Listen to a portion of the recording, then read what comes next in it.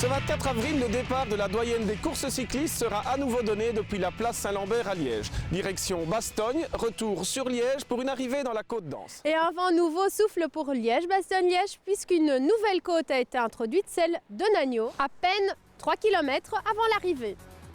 La côte de Nagno à Liège est la grande nouveauté de cette étape de Liège-Bastogne-Liège. Près de 600 mètres à gravir avec une moyenne de 10,5%. Une route entièrement en pavé avec les défauts inhérents à ce type de surface. La côte de Nagno est donc ce petit plus ajouté au parcours. On a envie de changer les habitudes des coureurs, c'est des petits changements chirurgicaux. Changer les habitudes qui peuvent être prises à longueur d'années et de répétition d'épreuves pour aussi nous pimenter encore un petit peu plus le final. L'organisateur propose, les coureurs disposent, mais là en tout cas il y a un terrain, il y a quand même un beau terrain dans les derniers kilomètres de la doyenne.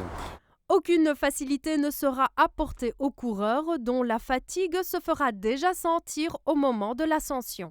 Ils auront fait 250 km, pas de répit. Saint-Nicolas, le sommet de Saint-Nicolas est tout près. Donc ils s'engagent dans la descente et en bas, pas de drone d'observation non plus. On va tourner tout de suite à droite pour s'engager ici. On voit c'est bien, c'est large, c'est dur, c'est propre.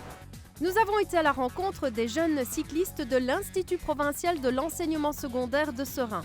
Dans la peau des coureurs professionnels, nous avons effectué le parcours avec eux et voici leur impression au sommet de la côte de Nagno.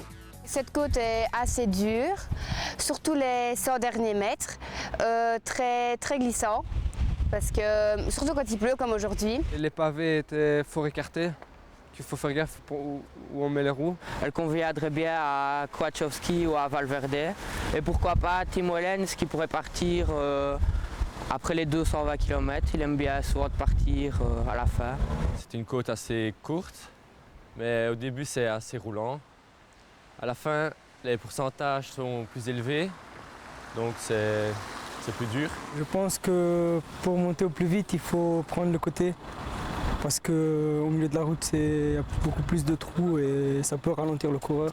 Le profil du coureur est intéressant vu que les pavés vont plus favoriser un coureur de style puncher, donc un garçon plus partout que le style grimpeur pur. Nagno, 11e et dernière côte avant l'arrivée dans la côte de Anse, marquera un final encore plus spectaculaire que d'habitude. Technique difficile, peu connue et follement pittoresque et liégeoise, quel coureur arrivera à dompter cette côte? Une chose est certaine, Nagno est d'ores et déjà une côte très attendue qui fera très certainement beaucoup parler d'elle lors de la 102e édition de cette doyenne.